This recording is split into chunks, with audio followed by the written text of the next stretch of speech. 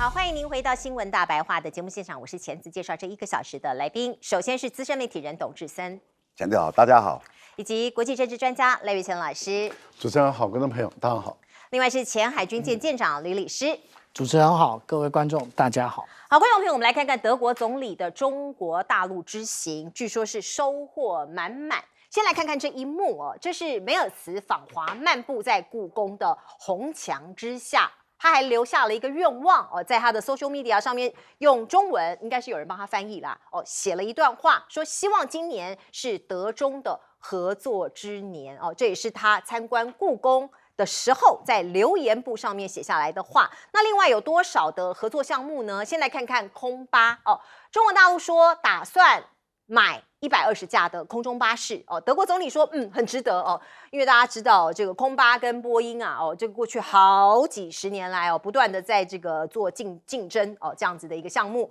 那在中国大陆可以说是一个最大的市场之一。另外在汽车工业上面，大家知道蔚来电动车在中国大陆算是很厉害的一个厂商哦。那他跟这个德国的这个博士哦，就是 Bosch。来做了一个战略合作协议哦，两家厂商哦，围绕在这个智慧电动车的核心技术，还有做各种方方面面的深度的合作哦。那中德两国在汽车工业上面跟高端制作上面也有一些协议。另外，德国总理呢，他还去体验了哦，这个像是辅助驾驶系统。包括电动车，这是在宾士的中国总部试乘了新一代的 S 级的轿车。透过画面您可以看到呢，这个总理哦，他搭乘的这个车，他说好厉害的技术啊，因为它是高速领航的辅助驾驶系统，某种程度呢，你不用动手啊，它可以自动驾驶。那另外我们也可以看到呢，到了杭州哦。那这个梅尔茨他戴上了这个眼镜，这个眼镜是什么眼镜呢？它是 AI 眼镜。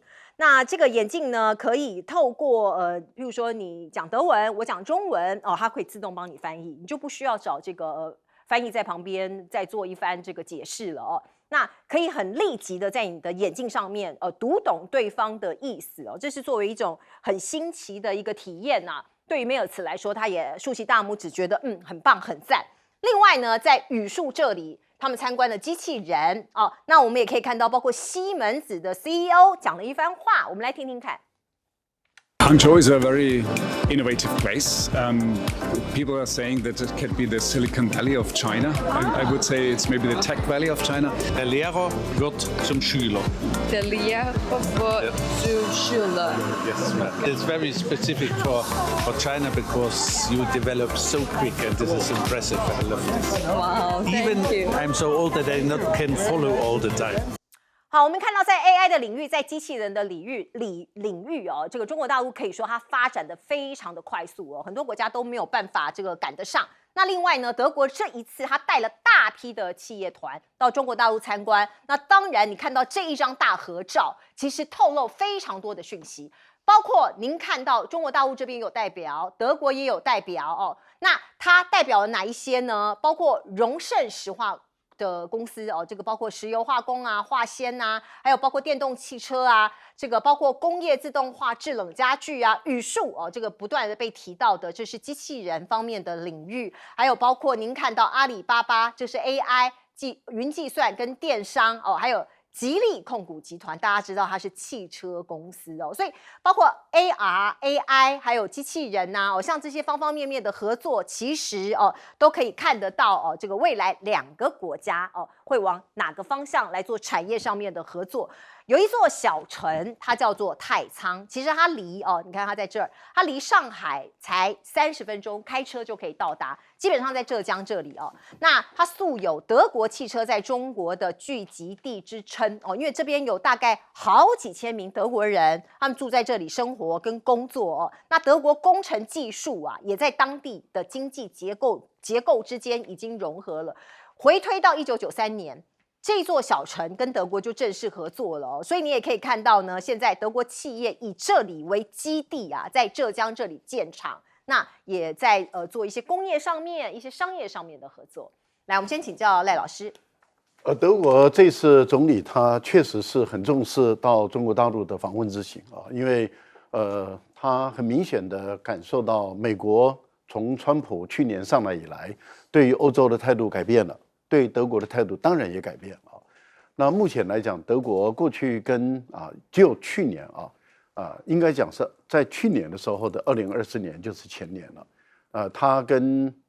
美国的贸易额是第1名啊，美国是德国的最大贸易伙伴，中国退到第2位。但是在去年2025年的时候，由于川普上来，把整个都改变了，所以美国又退到第2位，中国又成为德国的第1大贸易伙伴。那对于梅尔兹来说的话，他的目前面临他国内的经济快速的衰退，而且退的速度太快了。其实德国的2届政府都因为没有办法解决好，所以2届政府都垮台了。那他现在是第3届政府，为什么会说2届政府呢？是梅克尔下台之后的连续2届政府，那都没有办法把经济搞好。那他是第3届上来了以后，他1年以来，他一直没办法去中国大陆访问。那我想，他经过这段时间，他认清楚了一个局势，就是必须要改善跟中国的关系。那为什么说德国要改善跟中国的关系？那是因为前2届政府是主动的改变了德国跟中国大陆的关系，因为梅克尔在任的这10几年间，他跟中国大陆建立了一个战略伙伴关系，很稳定。然后大陆一直是德国的第1大贸易伙伴。那德国的重工业，包括汽车工业、还有机械、西门子等这些精密制造业，中国都是它的最大的市场。但是当梅克尔下台之后，2届政府就把整个改变翻转了以后，他们就中断了这种高层的，也就是总理级或是元首级的定期的会晤机制。过去是每1年会至少见1次面。那么梅克尔的时候，甚至1年还见到2次面等等，那后来就中断了。这一中断，当然对于德国以目前内外交困的情形下是不利的。所以默茨他很明确的就是要改善跟中国的关系。但是我为什么会觉得说这事只能审慎乐观？为什么？因为他目前还是联合政府，例如说他的副总理兼财政部部长，还有他的外长，他们基本上对于默茨到中国的访问是不支持的。例如说，默茨还在杭州的时候，那他的副总理兼财政部长他就直接说，对中国大陆不能太天真了我们对于这个大陆的产品还是必须要管制，我们还是要走这个欧洲至上欧洲优先的这个保护主义的观念。那等于是你的老板总理在中国访问，说要扩大中德之间的合作，你的副总理在国内叫板说不能太天真。那对大陆来说的话，那到底谁说了算？那当然我们会觉得说应该是总理说了算，不，因为联合政府他们相互牵制，所以我觉得德国的总理回去以后能不能改变稳住内部的局势，跟稳住他跟中国的关系，还有稳住跟美国的关系，我觉得这个对默茨来讲是一个考验。如果他没有办法经得起这个考验，很有可能这一届政府说不定也执政不久又要下台了。那我们看到的就是德国的情况，就是不断的在换届不停的在换届。第一个，第二个，没有任何一个党是稳定的超过多数的党。那也就是说，一直都是左翼跟右翼的合作，而不是说我右翼的例如说我中间偏右，然后跟更多的右翼合作，没有办法，因为现在德国也困扰于它的极右翼，也就是选项党一个新的类似于不算是纳粹，但是已经有朝向纳粹的方向的这种极右翼的政党在崛起。这个德国内部里面也面对同样的一个问题，因为在欧洲里面，德国的选项党是极右翼，法国的国民阵线也是极右翼，在亚洲的日本的这个自民党是这个军国主义，也是极右翼。所以这个极右翼目前来讲，在欧洲、在亚洲有在慢慢的在兴起的过程里面，很多的非极右翼的广大的政治人物跟民众都感觉到忧心。那我们来看看，德国如果经济一直往下走的时候，极右翼就有市场了。这个情况就跟日本一样，日本的经济越来越糟以后，极右翼的市场就越来越大。这个本来都是一样的事情。也就是说，当时德国的纳粹，也就是因为他们的经济越来越衰败以后，那么极右翼的纳粹就兴起了。现在这个土壤在欧洲、在亚洲、在日本、在欧洲都已经开始又出现同样的情况。所以我个人觉得，德国的默茨来讲，他一直想稳住德国的经济，但是看起来他要展现他的才干才是。是，来，董哥。其实大家看到最近欧洲很多国家络绎不绝去中国大陆访问。那当然，因为中国大陆现在有非常多的科技是领先的，就是以Mayer这次来讲，他最主要看的是什么人工智能，对不对？然后机器人就是这个机器人就是春晚大显身手的舞步的那个机器人那它可以在空中翻3公尺，大家可以看到。那另外一个当然就是德国他最近比较慈悲的就是我们的能源带动了电动车。那德国过去当然它有非常强的汽车这个汽车大家都熟悉的宾士BMW 对不对还有那个福斯汽车这3大。那当然它在电动车跟中国大陆现在已经相去非常远了。所以我们看到了就是他这一趟他必须要走出去那刚刚赖老师所讲说他回去还要再去整合他的联合政府这是当然会这样，因为过去在世界上是顶尖的，是最强的，现在被人家超越那超越你总要去面对现实。30几年前我去中国大陆采访的时候，那时候的大陆的计程车都是德国的Volkswagen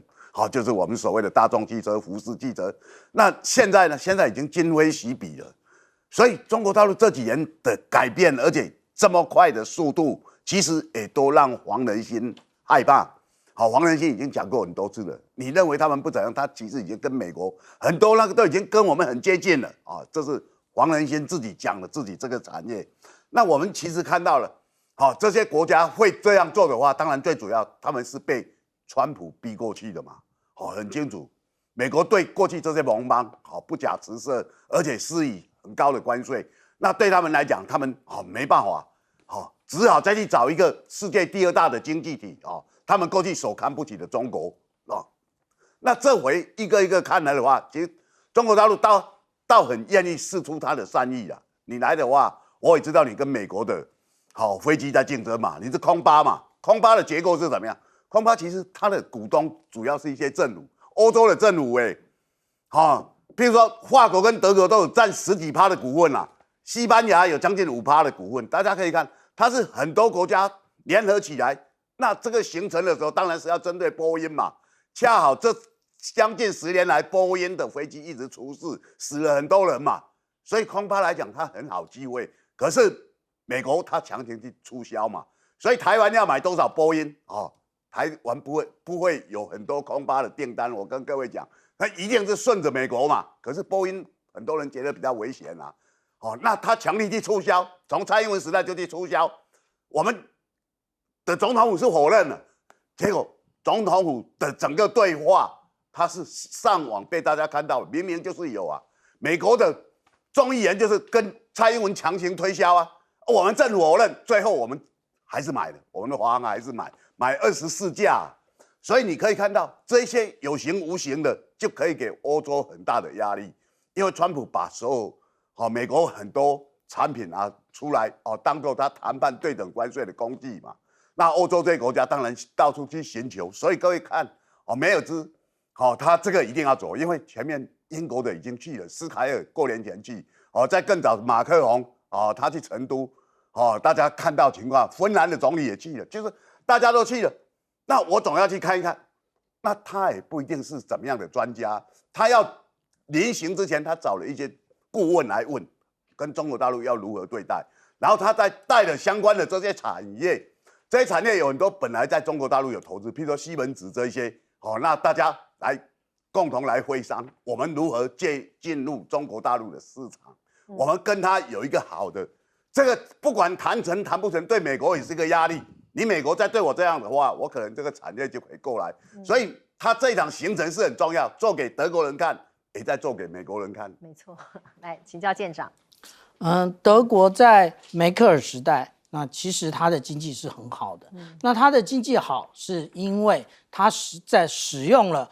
北溪1号跟2号这个便宜的天然气能源，然后它使用了德国自己的一个技术传承以及中国的市场。但是当它跟中国切割，当北溪1号、2号天然气管断掉之后，德国就开始去工业化。当德国去工业化之后，就变成现在这个惨状啊。那以前到底梅克尔时代有多好？我们看到这是2014年的7月，梅克尔竟然跑到成都的市场，他去那个买那个做这个宫保鸡丁的一个鸡丁，还有买这一些豆豉，他去买这些，而且他还直接的在电视荧幕上做完之后，他还全部吃光。这个就是以前德国他为什么强盛的原因。那现在已经今非昔比了啊。那我们看到这一次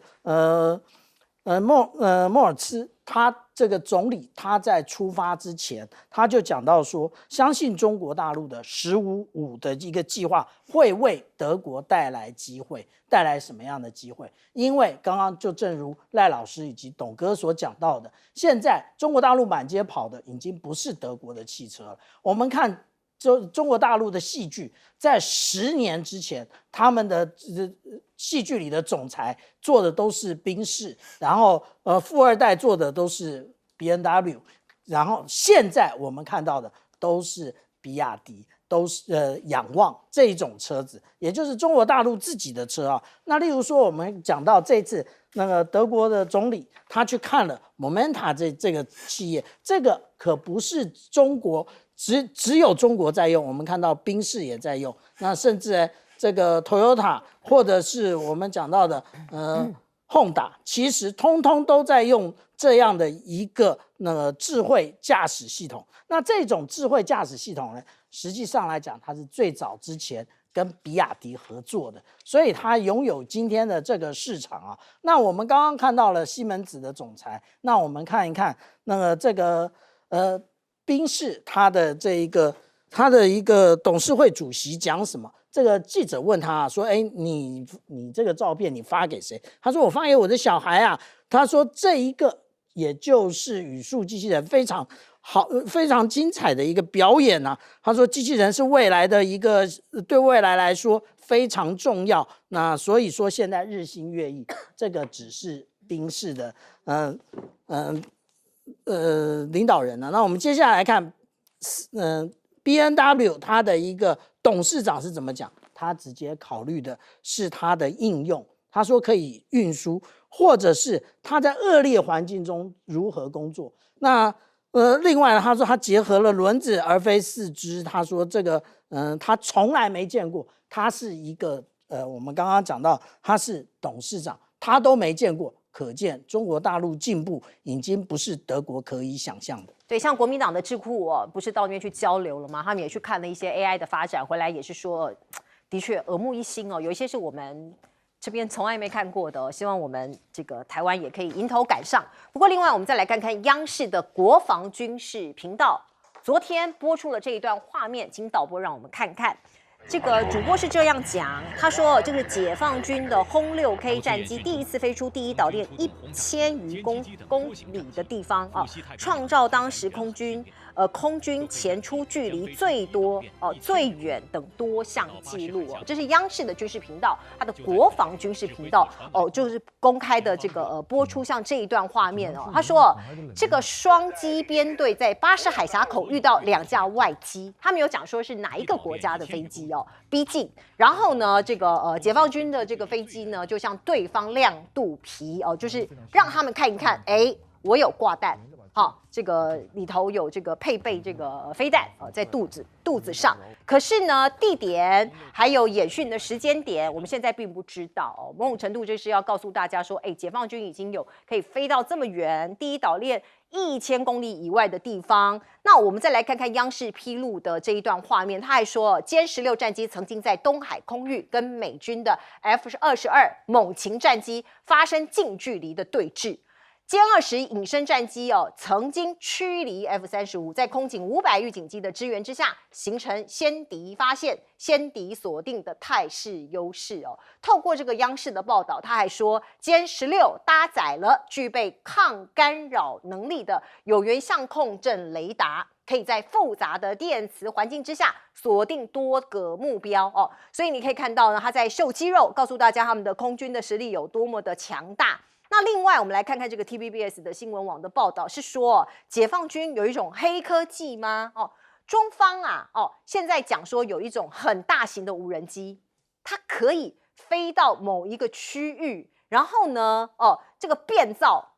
发射机的讯号哦，就伪装啦，伪装成其他国家的飞机，其中包括什么呢？被美国制裁的白俄罗斯货机、英国皇家空军的台风战斗机哦，这个是民间的一个追踪网站，他们有侦测到的哦，真的是黑科技吗？哦，这是干扰的一个战术吗？那另外我们来看看呢，中国大陆的第4艘航母，现在也有很多人拍到这样的画面哦，说是在辽宁省大连造船厂正在盖。那有基本船体的组装已经移到了机舱，而且分析师认为它以安装核反应炉的特征有个地方可能要安装核反应炉，所以有可能是核动力潜舰吗？核动力航母吗？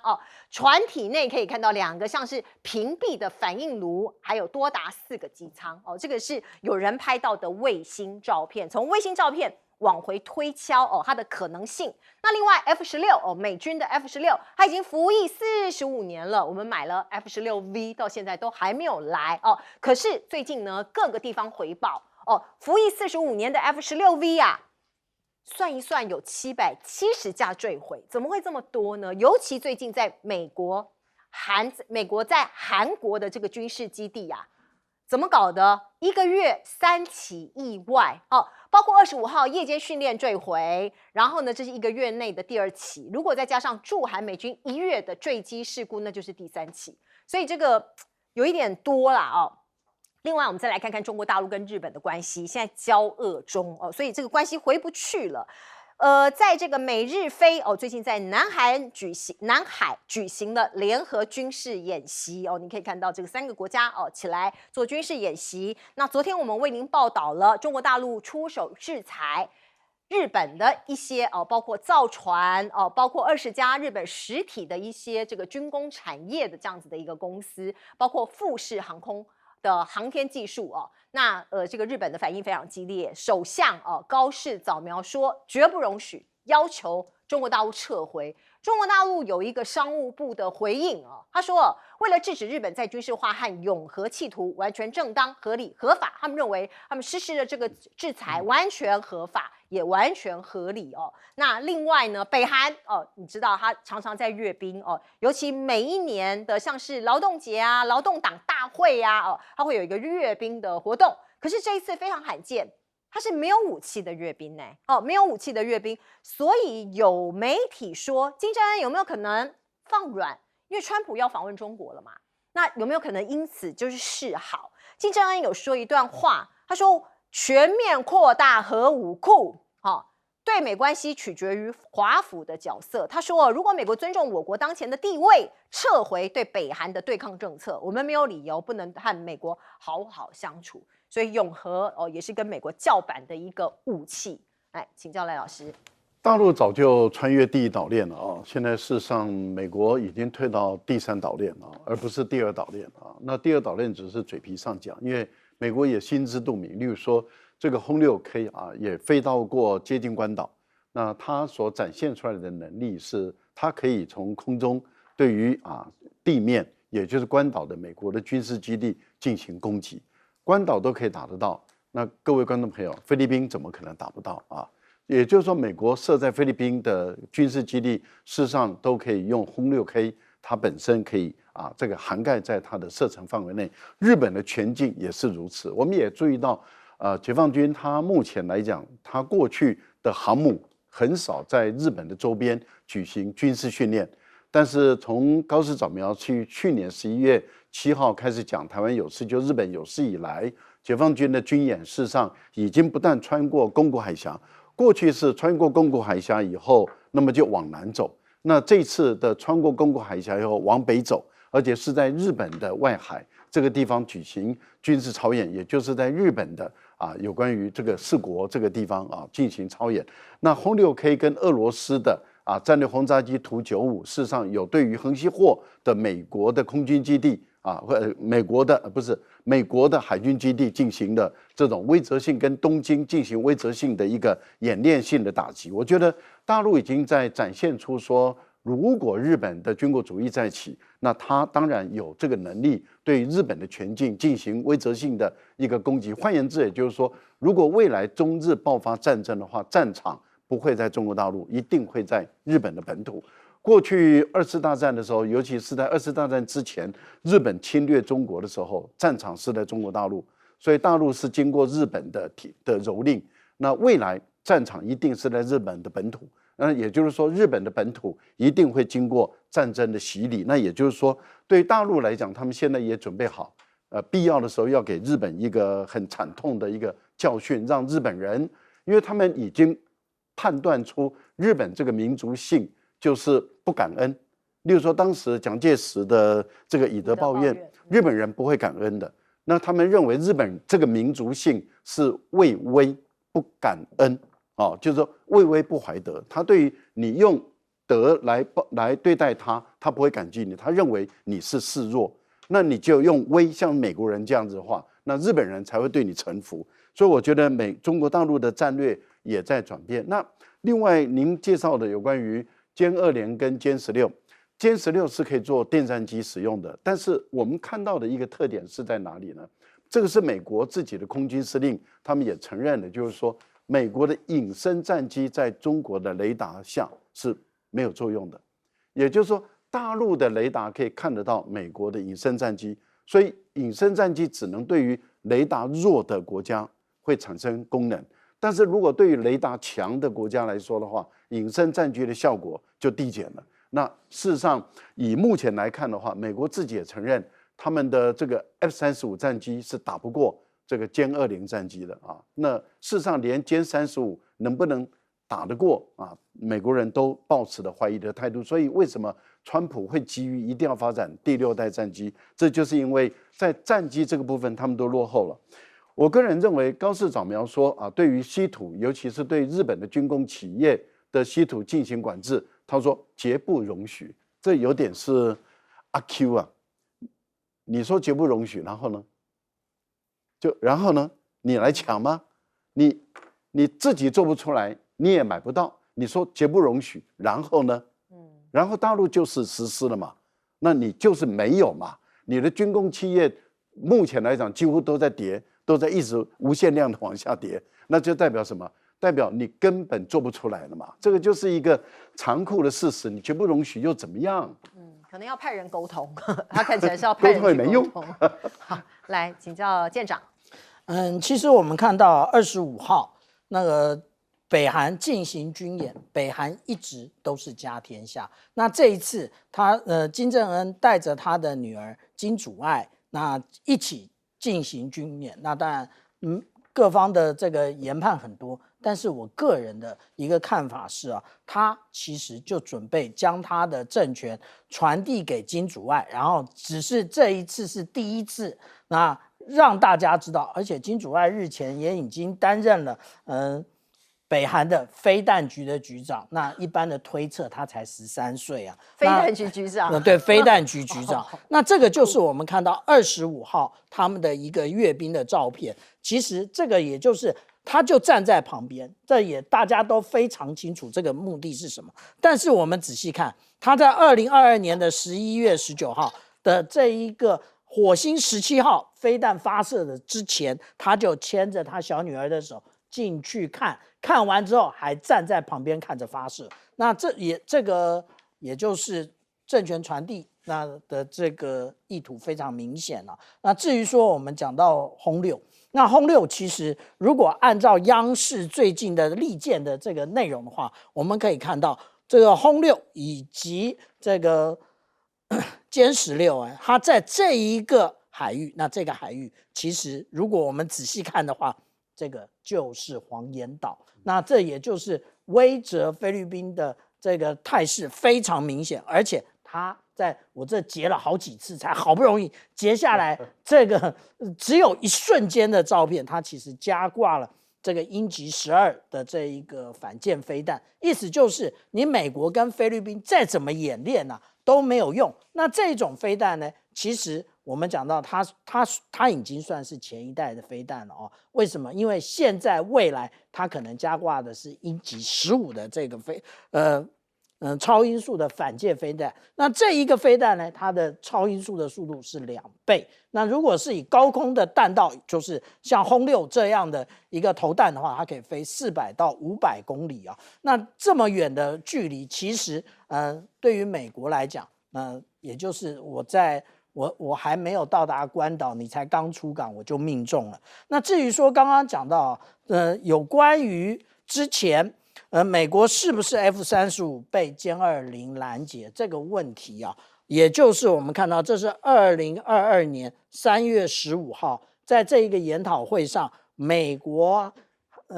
印太司令部的空军指挥官他直接讲了这么一件事。而且我们来看啊，这一个中央社还特别有谈到这一件事情，他讲到与歼20是在东海遭遇的。那问题在哪里？是你怎么发现这一个F-35的？也就是他们为什么提到说，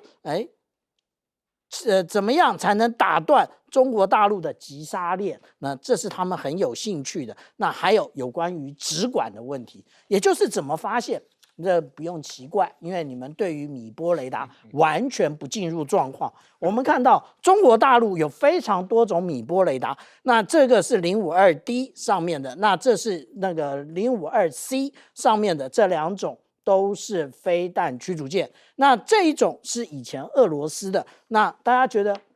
这个都是旧的啊？对不起，最近这个乌克兰也展现类似的这一个雷达，如果烂。为什么乌克兰要用？我请问一下。所以我们这样讲是大家不认知啊。那而且还有更厉害的，我们看到大家觉得055万吨大驱没有啊，还真的有。我们看到055万吨大驱这里后面有一个洞，这个洞其实也就是我们看到 JY26的这种飞弹，不是这种雷达才一半，它因为它的运输原来就是如此，放在这边刚刚好。哇，来请教董哥怎么看？对啊，它虽然我们看轰6K，它虽然没有讲说是哪一个国家，但很清楚就是美国了。那什么叫亮肚皮？亮肚皮就是飞机在开的时候亮给你看，我的武器在这里，我带的家伙在这里。它主要的家伙是什么？它有6枚的长剑20那这个是空射的巡航导弹然后当然大家也要看它有鹰击的63B， 那个是反舰的飞弹就是说。为什么要秀这个？因为轰6K其实它覆盖到第2岛链就是告诉你，就是说我不但可以飞这么远，而且我其实是可以锁定你这些。那这个当然秀肌肉意味也很大。为什么？因为我们也很清楚美国带着他那些所谓的盟友在这里已经嚣张非常久了。那美国现在自己的能耐自己也很清楚不管我们最近看到所有他们的智库或者兵推的单位他们自己也很清楚。目前目前世界上现在有一场战争，可能大家比较没有发现它叫做巴基斯坦跟阿富汗，目前正在打目前打得非常热闹。那当然阿富汗远远不是巴基斯坦的对手，为什么？因为巴基斯坦有600多架战机。而且它有170枚的核子弹，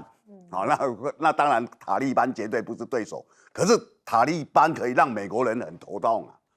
就是说你现在就知道很多战争是不是我们想象的？美国在阿富汗统治了20年，可是最后是铩羽而归，仓皇北遁大家看的就是一个这样的情况。所以很多战争就是跟我们过去的理解不一样。那台湾当然。跟我们的 F-16就很重要了，因为刚刚提到了 F-16在韩国，美国自己的基地也掉了，然后韩国掉了2架，到底怎么回事？在台湾也掉啊，新博弈那一架大家都忘了吗？还没回来1月6号现在大家都忘了我们看过年期间新博弈的太太，我们空关他去海边，他说我们现在离他最近。那其实大家也知道，我们的政府在讲，我们已经找到黑盒子，已经有信号，没有信号了，现在已经没有电了啦。这其实你看到这个新博弈之前有一个叫做吴燕婷他是撞了，那时候蔡英文当总统，哇气，我们都是家人怎么样？后来你有没有再看过吴燕婷的太太？没有。我告诉各位更残酷的，这个案子，军方怪民航局，民航局说是你军方自己责任。检察官在调查，你知道你们那基隆地检署，到现在已经7年了，现在还没办法起诉啊。军方不给资料，你就可以知道我在讲，当然因为这跟我们比较相关啦。那很多东西相关，它其实是勾连在一块哦，就好像为什么高市早苗现在跟中国大陆的关系这样，因为他是很清楚，高市早苗就是支持赖清德的台独嘛，哦，他用这些动作在表现。那这是中国大陆可以讲，不管他讲多少，就他最不能容忍的就是谁支持台独，我就跟你没完没了，这是不能跨越的红线。他以为他跨越有川普那个，可是川普现在还急惶惶的要去找习近平。你看这个套要怎么解决啊？是。我们再来看看美国的状况。现在美国掀起了逃亡潮，他们要逃离川普。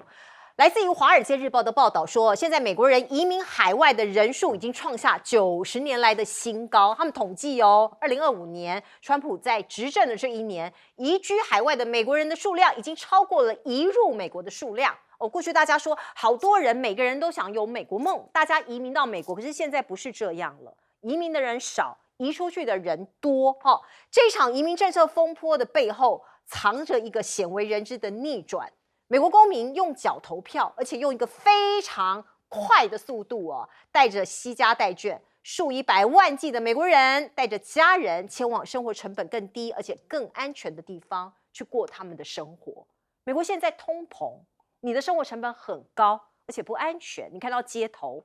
各种的这个抗议事件不断的在街头上上演。另外，《华尔街日报》它是一个专题报道，它访问了12个在海外留学的美国学生这些人有的在西班牙，有的在苏格兰，有的在英格兰，可是他们都说我不回去美国了。只有1个人说我要回去，其他11个人说我要留在当地生活。那另外呢，现在美元也一样，全世界在加速去美元化。我们先来看看美国媒体就讲，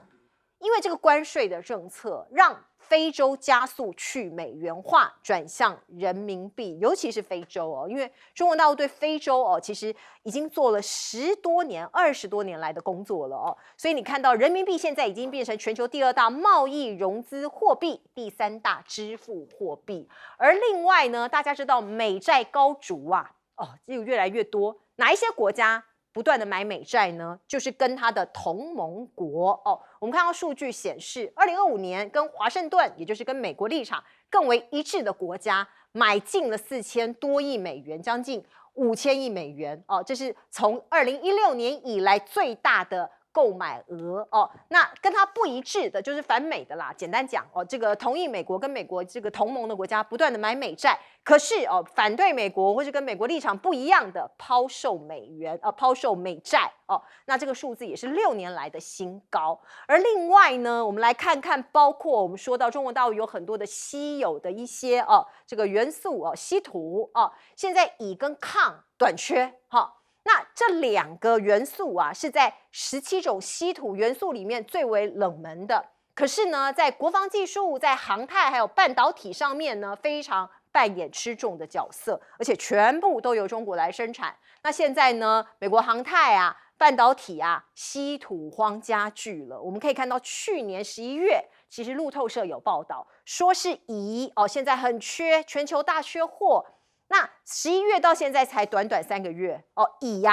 它的价格已经飙涨60%了，所以你就可以知道有很多包括在航太啦，包括在半导体已经没有办法制造一些这个相关的产品了。有2家采购锂来生产涂层的北美业者就跟路透社讲说，我们没有办法，所以只能暂停生产。而另外，太空也是中美2大强国在竞逐的领域。我们来看看中国大陆公布了2026年载人太空计划，月球着陆计划推进到2030年所以你可以看到，包括在今年，中国会执行2次的载人航太飞行任务，还有1次的货物补给任务。而另外呢，孟舟首飞试验成功，这是登月计划所以你也可以看到，包括因为中国大陆的布局让美国非常的紧张，所以美国国会干嘛呢？他要求国际太空站延役2年，而且要设月球常驻站，这是要跟中国大陆来做太空布局的抗衡。美军也要追加预算3967亿，干嘛？他们要做秘密太空武器。用途是监控共军哦，所以你可以看到五角大厦哦，它追加了126亿美元，加强对大陆的军队、潜舰还有卫星动向的情搜哦，所以你可以看到这2个国家不断的在竞争。来，请教赖老师，移民到美国的人数少于美国人移出去的人数，这个对于美国来说是何等荒谬的事啊！我们想多少年来，几乎都是移民进美国的多于移民出去的美国人啊，所以很多外国人要到美国来，美国人要离开美国的人数比较少。可是现在，我觉得这不完全是川普的错了。我觉得从拜登开始，从川普第1任到拜登到现在，我觉得造成了今天这个结果。只是川普上来以后变本加厉，我觉得他加速了这个节奏啊。因为事实上，在拜登的时代，大家都已经发现已经产生变化了。为什么？第一个就是美国的 K 型社会越来越严重，贫富差距越来越大，少数人掌控了美国绝大部分的财富。绝大部分人的人要获得小康的生活，中产阶级的生活的可能性跟机会一直在流失，所以美国已经不再是一个充满机会的一个地方，它反而这个美国梦自然而然就消失了。再加上生活成本越来越高，然后目前来讲没有往下降的一个趋势，还有就是就业机会越来越难。然后虽然股票涨得翻天，但是问题就是那是有钱人在炒作，绝大部分人根本没有能力去买股票，再加上社会治安越来越不好，川普本身对于社会健保啊，尤其是这个社会福利跟健保他又不关心，他认为这个是不是好的政策啊？这样的一个情形下，我觉得更多的美国人到海外去以后，就干脆就不回来了啊，就留在那个地方。他找到工作，或者是结婚了，或者是怎么样，他就不回去了。我觉得这个情况对美国人来说其实是警讯。那么还是想移民到美国去的人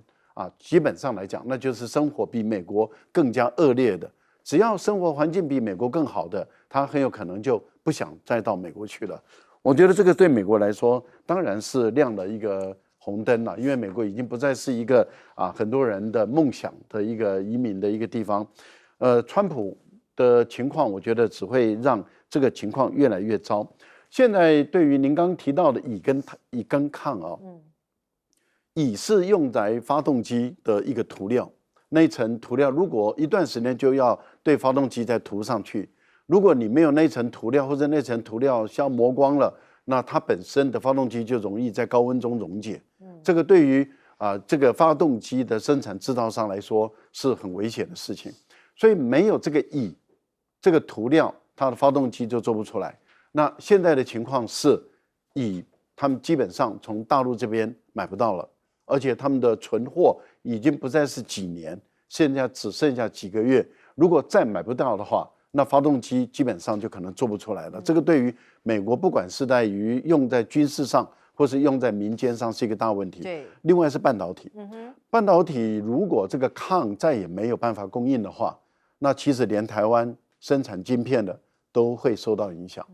所以我觉得以现在的情况来看，这无解。因为什么呢？因为这2个稀有金属基本上全部都是中国大陆产的。是。我们进一下广告。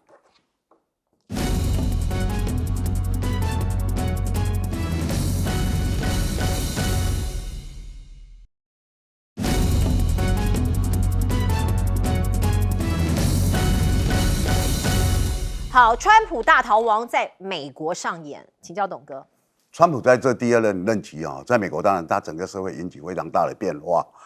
那很多人逃亡。我记得我在大学那时候念书的时候，有一部电影叫做《纽约大逃亡》A. 汉卡本特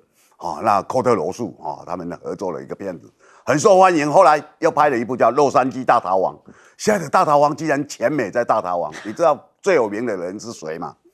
就是乔治克隆尼，乔治克隆尼带他的老婆就是入籍法国了，然后他酸川普，川普骂他，你根本就不是什么有名的演员，他还不有名啊，他很有名然后说你搬去的是好消息，2个就斗嘴了。那斗嘴当然你一个政治人物这样斗下来，就让人家瞧不起了。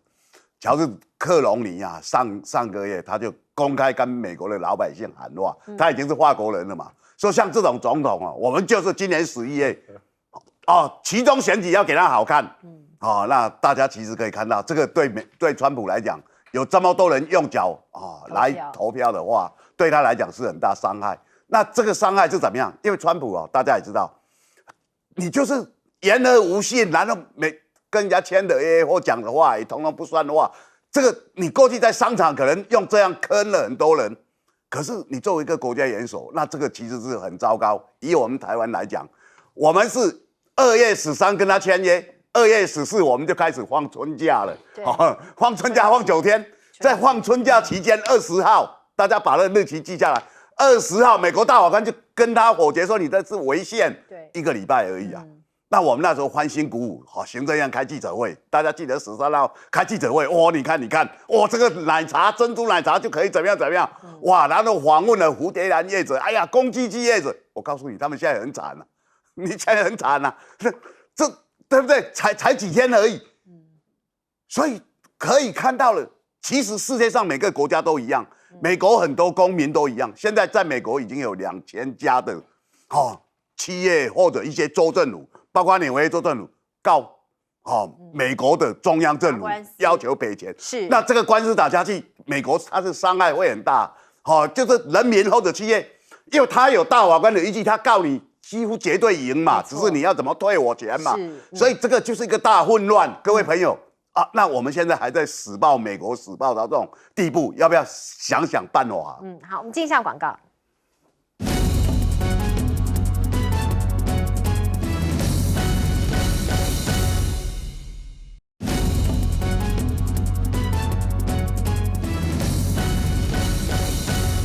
好，这个太空的竞逐战越来越火热了，请教舰长。